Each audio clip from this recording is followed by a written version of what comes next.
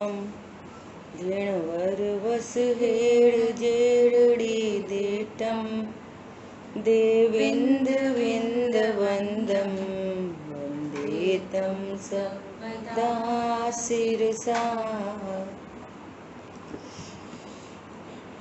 द्रव्य संग्रह जी ग्रंथ और पहला अधिकार अपना समाप्त हुआ। कल अपन ने पहले अधिकार का सारांश के रूप में भी पढ़ा। आज अपन दूसरा अधिकार शुरू करते हैं। पहले अधिकार में लास्ट की बात रह गई थी। इस प्रकार भाव्य भावक से तथा ज्ञेय भावों से जीव को भेद ज्ञान करना चाहिए, यह इस अधिकार का सार है। अपन इस बात को अभी यहीं छोड़ते हैं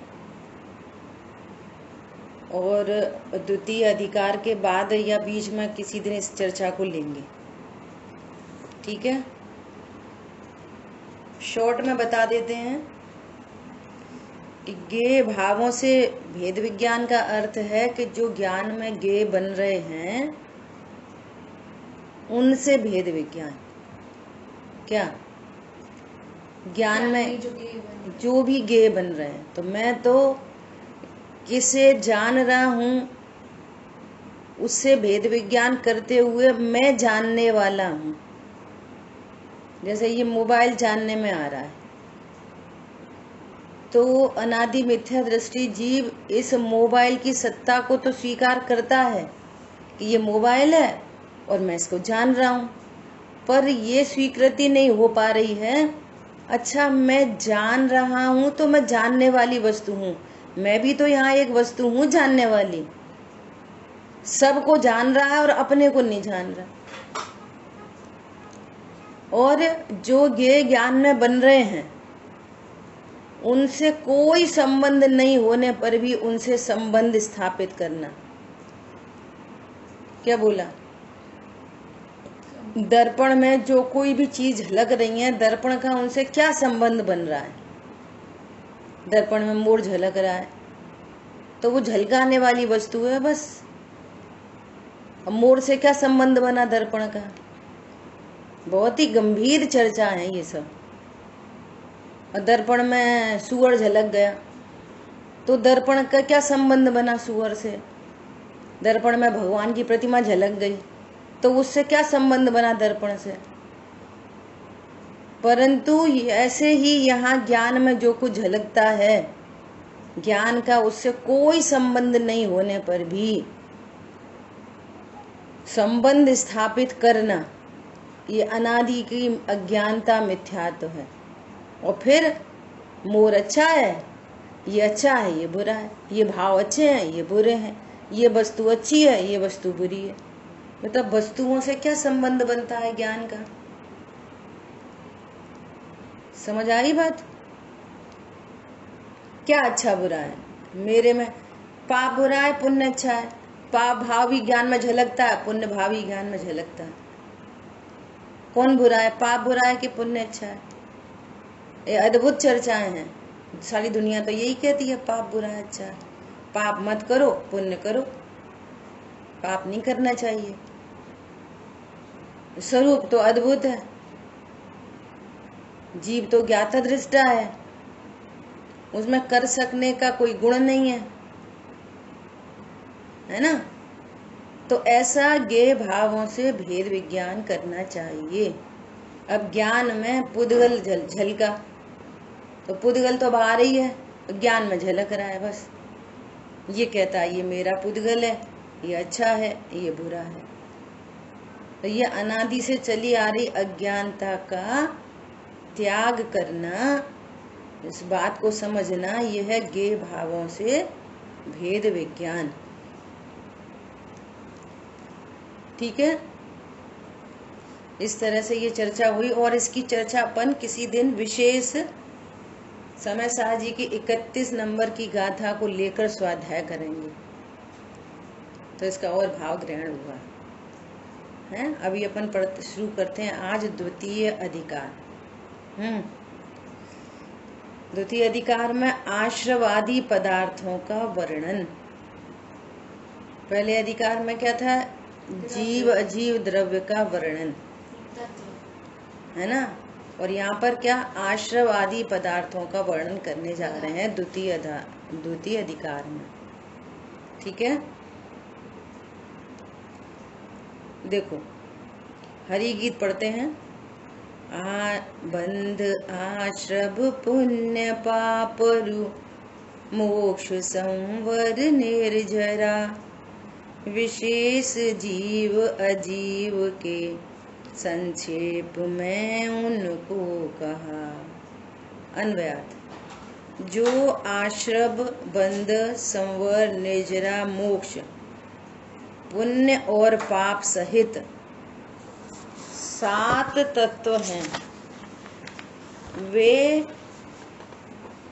वे जीव और अजीव द्रव्य के भेद हैं, वे भी संक्षेप में कहते हैं। ये जो आश्रव बंध संवर निर्जरा मोक्ष पुण्य पाप हैं, ये जीव अजीव के ही भेद हैं। हमने मूल में जीव और अजीव पढ़े, तो ये भी जीव अजीव के ही भेद हैं, ऐसा कह रहे हैं। कैसे जीव अजीव के भेद हैं, इसकी चर्चा करेंगे।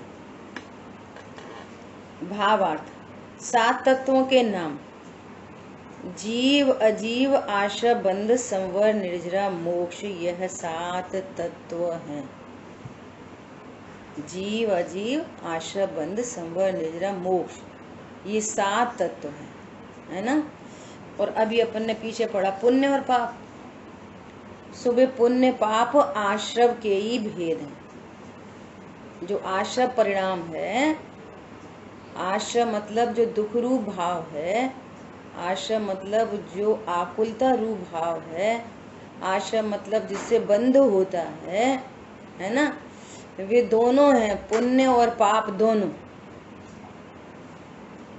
पुण्य पाप दोनों ही दुख रूप परिणाम है। अब हमको मोह से लगता क्या है वो अलग बात है, परम वस्तु स्वरूप क्या है वो हम सर्वज्ञ भगवान की वाणी से स्वाध्याय से समझ रहे हैं। पुण्य और पाप, इनको बोलो शुभ अशुभ भाव, ये दोनों ही भाव कैसे हैं? दुख रूप भाव हैं,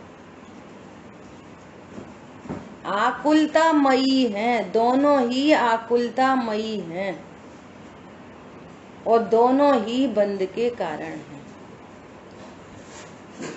तो कोई ऐसा बोल सकता है कि हिंसा झूठ चोरी कुशील परिग्रह में, इनमें तो आकुलता है, और पूजा पाठ दया दान व्रत के परिणाम में देखो स्वाध्याय करते हैं, अच्छा लगता है ना। तो ये दुख रूप कहाँ है? शुभ परिणाम दुख रूप कहाँ है? तब कहते हैं कि वो दुख रूप होने पर वो तीव्र दुख है और ये कम दुख है, बस फर्क इतना है। क्या फर्क है? वो तीव्र दुख है तो पकड़ में आ जाता है, और जो मंद दुख है तो उसमें सुख की भ्रांति हो जाती है। क्या बोला? बोलो, अभी अभी जो सेंटेंस बोला कौन दोहराएगा? जो मंद दुख है उसमें सुख की भ्रांति हो जाती है। कौन बोलेगा? बोलो उधर से। आश्रव। बढ़िया, दिस इज राइट नॉलेज, बहुत अच्छा। परंतु वो दुख रूप ही है ना। अब समझो कि हमें सुख रूप लग रहा है, तो हमने ये वाली बात सुनी, तो पीछे से क्या होएगा? ब्लिंकिंग होएगी, नहीं ये तो दुख रूप है। और समझ में आया? स्वाध्याय करने से जो पूर्व की भ्रांति होती है, रॉन्ग नॉलेज डिलीट होती है और राइट नॉलेज अपडेट होती है। क्या बोला? रॉन्ग नॉलेज क्या होती जाती है? डिलीट, और राइट नॉलेज अपडेट होती जाती है। अरे ये हम तो इसको सुख समझ रहे थे, भगवान ने तो इसको आश्रम में गिना है, ये बंधुरू भाव है। समझ आई बात? ऐसा। अब दूसरी बात कि जब ये आश्रव ही है दोनों, तो फिर अलग से पुण्य पाप कहने की क्या जरूरत पड़ गई? तीसरा पॉइंट। पहला पॉइंट दोनों दुख रूप है, फिर एक में सुख लगता है, एक में दुख लगता है, सो वो कम को सुख समझ लिया जाता है। ये दूसरा पॉइंट। और तीसरा पॉइंट क्या है? अलग अलग क्यों बताया? हाँ, कि इनको तो फिर अलग अलग क्यों बताया जब एक ही चीज है तो अलग अलग इसलिए बताया कि सारे जगत को जो स्वरूप नहीं समझते, ऐसे अज्ञानी मिथ्या दृष्टि जीवों को अशुभ परिणाम में सुख की भ्रांति होती है। अशुभ परिणाम में क्या चल रहा है? सुख की भ्रांति। कैसा? कमाओ, खाओ, मजे करो, होटल जाओ, मॉल जाओ, शॉपिंग करो, ये सारे भाव कैसे हैं? अशुभ परिणाम है। और अशुभ परिणाम में सुख की भ्रांति। समझ में आ रही है? और शुभ परिणाम में धर्म की भ्रांति। शुभ परिणाम में क्या चल रही है जीवों को? धर्म के। 10 लक्षण पर में अभी सब क्या करेंगे? धर्म करेंगे। ये पता नहीं है कि वो शुभ परिणाम से भी बंद हो रहा है और साथ में मिथ्यात्व का महाबंद हो रहा है। 10 लक्षण पर में धर्म करेंगे। तो फिर धर्म नहीं करें कि धर्म करने नहीं करने की वस्तु नहीं है। धर्म तो स्वभाव को जब जानते हैं कि मैं जीव हूं, ये आश्रम है, तो धर्म होता है। फिर भी संपूर्ण आश्रम का अभाव नहीं होने से बीच में पाप भाव भी आते हैं। क्या बोला? अकेले शुभ भाव नहीं, अशुभ भाव भी उत्पन्न होते हैं, शुभ भाव भी उत्पन्न होते हैं। लेकिन यह राइट नॉलेज हो गई है। क्या राइट नॉलेज हो गई है? कि ये आश्रम तत्व है और मैं जीव तत्व हूँ। बस इससे धर्म स्टार्ट हो जाता है। क्या बोला? शुभ अशुभ परिणाम में जो भ्रम चल रहा था, सो वो भ्रम मिट जाता है। उसको आश्रम तत्व जानते हैं और मैं जीव तत्व हूँ ऐसा जानते हैं। बस यहाँ से धर्म की स्टार्टअप हो जाती है। और जब तक पूर्ण वीतरागता नहीं होती तब तक बीच में अशुभ भाव भी चलते हैं, शुभ भाव भी चलते रहते हैं। जातियां मिटते, अनंतानुबंधी शुभ अशुभ मिट जाता है। अप्रत्यक्षान शुभ अशुभ मिटता है, प्रत्यक्षान शुभ अशुभ मिटता है, संजुलन शुभ अशुभ मिट जाता है, पूर्ण वीतरागता हो जाती है। तो ये चलते रहते हैं परिणाम बीच में, गुणस्थान प्रमाण। हरी बात समझ में? लेकिन ज्ञान में राइट नॉलेज हो गई, श्रद्धा में विश्वास हो गया, और शुभ अशुभ भाव में ये अच्छे हैं ये बुरे हैं ऐसा राग द्वेष मिट गया। इतनी टेक्नोलॉजी है। समझ में आ गई बात? पाप पुण्य करने चाहिए कि नहीं करने चाहिए? करने चाहिए नहीं करने चाहिए? नहीं, वे तो होते हैं। और स्वरूप नहीं जानते तो इसके साथ में एक महापाप चल रहा है। महापाप चल रहा है। 10 लक्षण पर में ऐसा खाया, ऐसा नहीं खाया, शुद्ध खाया, अशुद्ध नहीं खाया, हरी नहीं खाई, ड्राई फ्रूट्स खाए, ऐसा करा, 3 बार पूजा करी, 3 बार सामायिक करी, पंडित जी को बुलाया, उनको आहार कराया, साधर्मी वात्सल्य प्रभाव न की। यहाँ कह रहे हैं कि मिथ्यात्व का महापाप चलता रहा, पुण्य का आश्रय होता रहा जो बंध का हेतु है ना, और मिथ्यात्व रूपी महापाप चल रहा है। तो धर्म की तो कोई गुंजाइश ही नहीं है कहीं से कहीं तक। धर्म की कोई गुंजाइश? शुद्ध अशुद्ध से बताया। हाँ जी, शुद्ध नहीं है, शुद्ध नहीं है, अशुभ से शुभ है बताया है, जो दोनों ही हैं। है ना। और स्वभाव को समझ के, स्वरूप को समझ के जो वीतरागता प्रकट होती है, उस वीतराग प्रणति का नाम धर्म है। धर्मी को जानकर धर्म होता है, धर्मी को जाने बिना धर्म नहीं होता। और उस धर्म परिणति का नाम संवर निर्जरा तत्व है। धर्म परिणति का नाम क्या है? संवर निर्जरा तत्व है। आश्रव धर्म परिणति नहीं है। आश्रव तो दुख रूप है, वर्तमान में दुख रूप है, भविष्य में दुख का कारण है। वर्तमान में भी दुख रूप है और भविष्य में भी दुख का ही कारण है। ऐसा यहाँ पर भेद विज्ञान सीखेंगे। ठीक है, अब देखो भावार्थ में दूसरा पॉइंट, जीव अजीव की व्याख्या। जीव अर्थात आत्मा वह सदा ज्ञाता स्वरूप, पर से भिन्न और त्रिकाल स्थायी है। जीव अर्थात आत्मा वह सदा कैसा है? आत्मा मतलब मैं सदा कैसा हूं? ज्ञाता स्वरूप, पर से भिन्न, त्रिकाल स्थायी। त्रिकाल स्थायी, ज्ञाता दृष्टा, सदा ज्ञाता दृष्टा बना रहता हूँ। ज्ञायक तो ज्ञायक ही रहता है ना। ऐसे जीव अनंत हैं। सारे जीव कैसे हैं? ऐसे ज्ञाता दृष्टा। ऐसे जीव कितने हैं? अनंत है। और तुम जीव के नाम पर क्या देखो? शरीर। जीव के नाम पर क्या देखो? हाँ, शरीर। वो हमारी जेठानी जीव है ना, जेठानी जीव है। बोलो, असमान जाति द्रव्य पर्याय से जीव देख रहे, फिर क्या? फिर वो अच्छी है बुरी है? और जीव देखोगे तो ज्ञाता दृष्टा, न कोई अच्छा है न कोई बुरा है। ज्ञान दर्पण में झलक रही है। बोलो, ज्ञान दर्पण में वस्तुएं झलक रही हैं, दर्पण के लिए कौन अच्छा बुरा? अच्छा बुरे का भी कॉन्सेप्ट समझना क्या है। अच्छा, जो मेरा बुरा करता है वो बुरा, जो मेरा कुछ लॉस कर सकता है, मेरे में कुछ खराब कर सकता है, उसको बुरा कहते हैं। और जो मेरे में कुछ अच्छा कर दे उसको अच्छा कहते हैं।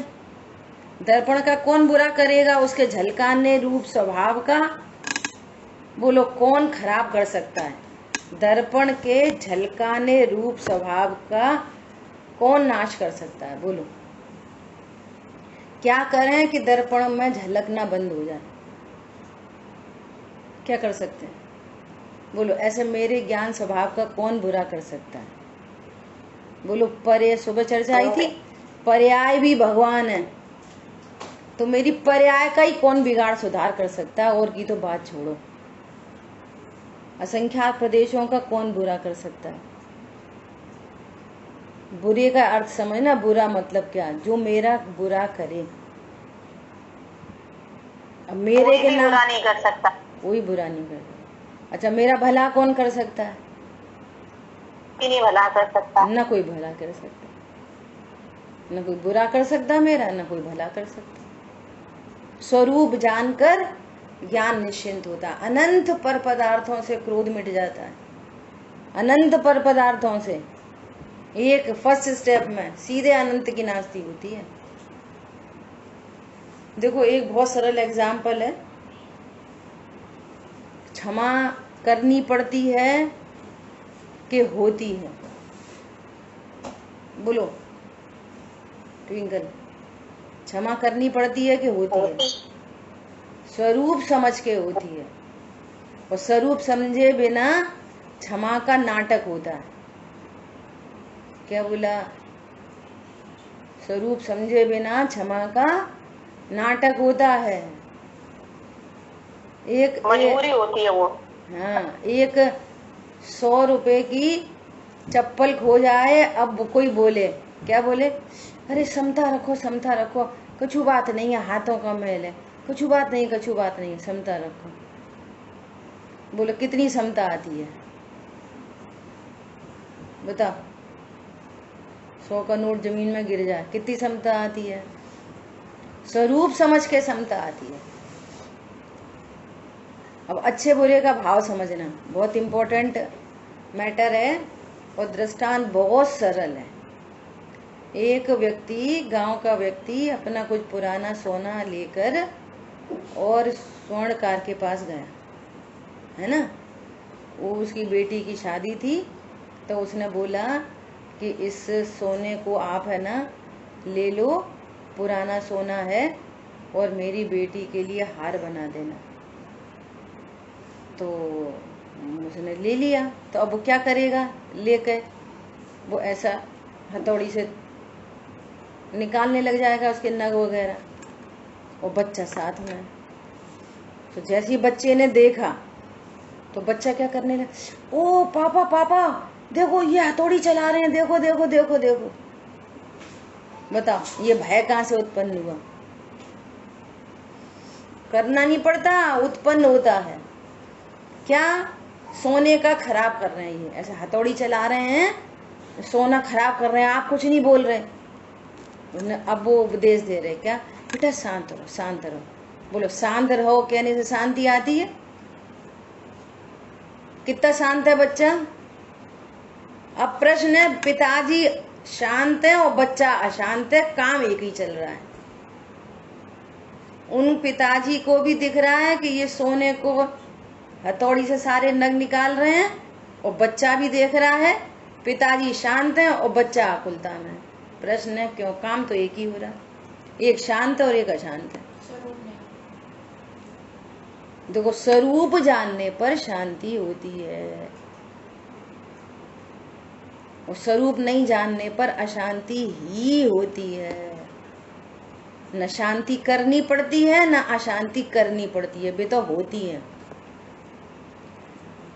अब उसने क्या किया कि उसको निकालनी पड़ेगी, कितने टन है, तो फिर वो आग में डाल देते हैं सोने को। और जैसे ही आग में डाला वो तो चीखने लगा बच्चा, तो आप तो कुछ नहीं कर रहे, देखो सोना जल जाएगा, इन्होंने आग में डाल दिया, आप कुछ नहीं कह रहे पिताजी। तेज चिल्लाने लगा, पिताजी को से हिलाने लगा। अब पिताजी फिर उपदेश दे रहे हैं, बेटा शांत शांत शांत। क्या शांत रहो, इतना महंगा सोना सब खराब हो जाएगा। और पिताजी कह रहे हैं शांत शांत, और पिताजी को कुछ टेंशन नहीं हो रही। और जैसे ही वो सोना उसमें से निकला और पानी में डाल के दिखाया, देखो देखो ये सोना है, देख सोने को हथौड़ी चलाने पर भी सोने में कुछ नहीं होता, आग में डालने पर भी सोने में कुछ नहीं होता। और जैसे उस बच्चे ने देखा, बोलो स्वरूप को समझा, तो अब क्रोध कहाँ चला गया? नहीं, वो समझ में तो आ गई, पर मुझे बहुत गुस्सा आ रही है। पता नहीं कहाँ चली गई, क्रोध कहाँ चला गया, परिणति सहज हो गई। बोलो ये कैसे होती है? स्वरूप जानने। सोने का पिताजी को पहले से पता था, सोने का कूटना पीटना, आग में डाल देना, पानी में डाल देना, सोने का कोई कुछ नहीं बिगाड़ सकता। तो पिताजी शांत है, और जैसे ये स्वरूप बच्चे को ही पता चला तो वो भी शांत हो गया। पॉइंट समझ में आया? ऐसे ही जब तक यहाँ मैं जीव हूँ, क्या बोल रहे हैं, पर से भिन्न त्रिकाल स्थायी हूँ। स्थायी होने पर भी अब हम जिए हैं, हम जन्मे हैं, हम मर जाएंगे। अब स्वरूप नहीं पता तो 24 घंटे भय, और स्वरूप जाना निर्भय। अब स्वरूप जाने बिना बोलते रहो कि देखो, जैसे प्रश्न आते हैं ना, टेंशन फ्री लाइफ, देखो वहां से उपयोग पलट लो उपयोग। जिनवाणी से क्या पलट लो, तुम पिक्चर देखने लग जाओ, पलट लो उपयोग। उससे काम क्या बन रहा है? स्वरूप समझ के शांति होती ही है, और स्वरूप समझे बिना कभी शांति नहीं होती। जैसे वहां हथौड़ी से कूट पीट रहे हैं ना, ऐसा लिखा है, बांध मार बहु विधि करे, घर ते निकारे तन बिदारे, बैर जो न तहां धरे। बोलो, कल्पना करो, बैर उत्पन्न नहीं होता। क्यों? ये कोई बैड बिहेव मेरे साथ कर नहीं सकता। जिसके साथ हो रहा है वो मैं नहीं हूं, और बैड बिहेव नहीं है, परिणमन है, ओनली परिणमन। स्वरूप तो बहुत अद्भुत है। समझ में आ गई बात? ऐसे जीव अनंत हैं। अजीव अर्थात जड़, जिसमें चेतना ज्ञातृत्व नहीं है, ऐसे द्रव्य 5 हैं। उनमें धर्म अधर्म आकाश प्रत्येक एक एक हैं और कालाणु असंख्य हैं, और यह चारों अरूपी हैं तथा पुद्गल रूपी स्पर्श रस गंध वर्ण सहित है, और इसकी संख्या अनंतानंत है। ये चर्चा अपनी पूरी हो गई है ना। अभी देखो जीव तत्व संबंधी भूल, अब ये पूरी चर्चा आएगी। बहुत इम्पोर्टेंट प्रकरण है, बहुत इम्पोर्टेंट बात है इसमें, और इसको सिर्फ पढ़ना नहीं, अपनी भूल निकालने के लिए पढ़ रहे हैं। भूल बताई जा रही है, देखो ज्ञानी धर्मात्माओं की, है ना, मुनिराजों की, सर्वज्ञ परमात्मा की हमारे पास कितनी करुणा है हमारे लिए, कैसी दया करुणा है कि इस जीव को अपनी भूल ही नहीं पता, सो भूल का परिचय करा रहे हैं। देखो गजब की बात, हमारी क्या भूल है यही नहीं मालूम है कि भूल क्या है, सो भूल का ज्ञान करा रहे हैं। और देखो कषायों का स्वरूप कैसा है। यदि कोई भूल बताए और कदाचित अपने को भूल पता चल भी जाए, है ना, तो दूसरी कषायों के द्वारा उसको क्या करा जाता है, इसको छिपाया जाता है। पॉइंट समझ में आया? इससे तो सब परिचित होंगे। जैसे आपसे कोई गलती हो गई हो और हमने, क्यों तुमने ये करा, नहीं नहीं नहीं वो तो ऐसा हो गया था, नहीं नहीं नहीं वो तो वैसा हो गया था, बोलो तो बोलो भूल कब मिटेगी? कभी नहीं मिटेगी। इसी प्रकार यहाँ भूल बताई जा रही है और उसको स्वीकार करना कि ये भूल है, और भूल कैसे सुधरेगी इसकी चर्चा आएगी, तो उस भूल को सुधारना है, इसलिए ये चर्चा पढ़ रहे हैं अपन। देखो जीव तत्व संबंधी भूल। जीव त्रिकाल ज्ञाता स्वरूप है, ज्ञाता ओब्लिक अकर्ता। जीव त्रिकाल ज्ञाता स्वरूप है, अज्ञान के वशीभूत होकर जीव उसे नहीं जानता और ऐसा मानता है कि जो शरीर है सो मैं ही हूँ, जो शरीर है सो मैं ही हूँ। अभी पूछो क्यों, आप कितने साल के हो गए, तो परिचय किधर से आएगा? बोलो किधर से परिचय आएगा? कोई बोलेगा मैं 50 साल का हूँ, कोई बोलेगा 40 साल का हूँ, कोई बोलेगा 25 साल का हूँ। ये कहाँ से परिचय आ रहा है? देह है 50 साल की कि आत्मा है 50 साल का? बोलो जी 50 साल का है कि देह? लेकिन परिचय कहाँ से? शरीर से ही परिचय। सो ये भूल है, जीव तत्व संबंधी भूल। शरीर है सो मैं हूँ, शरीर का कार्य मैं कर सकता हूँ, चलना फिरना हिलना डुलना बोलना करना उंगली हिलाना, ये शरीर के जो सारे कार्य हो रहे हैं ना, इसको मैं करता हूँ। और यहाँ पढ़ लिया कि जो पुद्गल द्रव्य है वो कैसा है? अस्थि, अस्थि और कायत्व दोनों कहे गए पुद्गल द्रव्य में। तो अस्थि मतलब, अस्थि का लक्षण क्या है? उत्पाद व ध्रुव युक्तम सत। तो उसमें अपने परिणमन करने की शक्ति है कि नहीं? पुद्गल में, पुद्गल भी ध्रुव रहता है, पुद्गल पुद्गल बना रहता है और स्वयं से परिणमन करता है, उत्पाद व्यय उत्पाद व्यय उत्पाद व्यय उत्पाद व्यय। तो बोलो उसमें उत्पाद व्यय की शक्ति है कि नहीं? और ये ज्ञान कहता है कि मैं परिणमाता हूँ उसको, तो ज्ञान परिणमाता है तो शरीर की शक्ति का क्या होगा फिर? कौन समझ में आ रहा है? प्रत्येक द्रव्य उत्पाद व्यय वाला है, सारे द्रव्यों में परिणमन करने की शक्ति है, क्योंकि उनका स्वरूप ही है उत्पाद व्यय ध्रुव युक्तम सत। प्रत्येक द्रव्य permanency with a change, permanent रहता है और चेंज हर समय होता रहता है। तो परिणमन करने की शक्ति उसमें ही है। फिर जीव क्या करता है? अब जैसे जैसे इस देह की उम्र बढ़ती है, देह की, है ना, ये पुद्गल परमाणु ऐसे रहते हैं, बिखरते नहीं हैं, तब तक चेंजेस चल रहे हैं। अब चेंजेस हो रहे हैं, बाल सफेद हो गए, स्किन वैसी हो गई, है ना, अभी शरीर के परमाणुओं में शिथिलता आ गई। तो अब तुम तो नहीं चाहते, तो करो, शरीर का को परिणमाते हो ना, तो कर परिणमन कराओ शरीर में। नहीं, वो ऐसे तो उम्र पाके तो होता ही है। तो उम्र पाके भी होता है और छोटे में भी होता है, सब जगह होता है। पुद्गल का परिणमन स्वयं होता है। जीव तो ज्ञात दृष्टा है बस। कौन समझ में आ रहा है? मैं जीव शरीर को नहीं परिणमा सकता, उसके परिणमन करने की शक्ति उसकी स्वयं की है, ऐसा है ना। शरीर का कार्य मैं कर सकता हूँ और ऐसा मानता है कि यदि शरीर स्वस्थ हो तो मुझे लाभ होता है।